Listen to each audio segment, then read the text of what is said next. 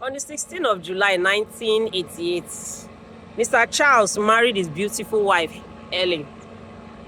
Their marriage lasted for several years up until January 2006. Mr. Charles approached the court and said, "I'm no longer interested in this marriage. Please, I need a divorce.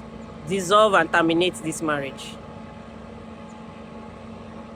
He then said that the reason for his decision is that Ellen, his wife, deserted him. She left the home. She just, moved out of the matrimonial home. And that his wife should be blamed for the divorce.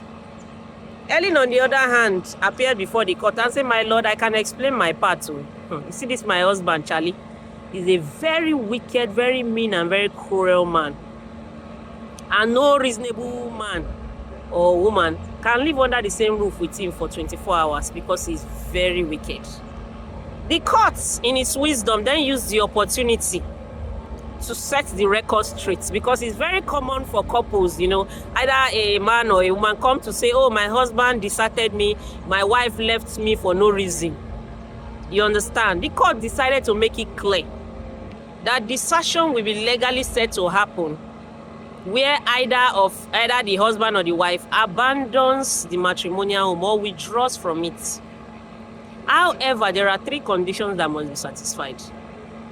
The first condition is that the party that left must have left for no justifiable reason whatsoever.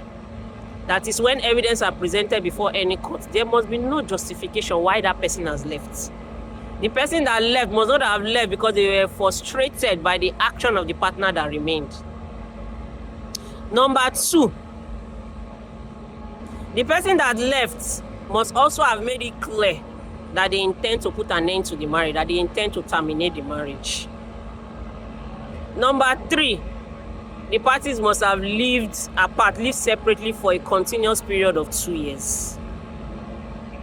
The judge also mentioned that there are 2 types of desertion. 1, the simple desertion, in this case of Charlie and Helen, where the wife moved out of the matrimonial home. It could be the husband in certain cases that moves out of the matrimonial home. That is a simple desertion, and then they cease to perform all of their matrimonial responsibility. The second type of desertion, which is constructive desertion, it is very, very common, and more common than you would ever imagine. The situation where the parties are living under the same roof, they have the same surname, and they live in the same address. However, inside the marriage, they are deserted, in the sense that one of the party has withdrawn from all of his responsibility, all of the matrimonial responsibility, and ceased to perform their basic duties that any husband or wife will reasonably be expected to perform in the matrimonial home. So whether or not they are living together, desertion can also arise, where you can be in the marriage and refuse to perform your matrimonial responsibility.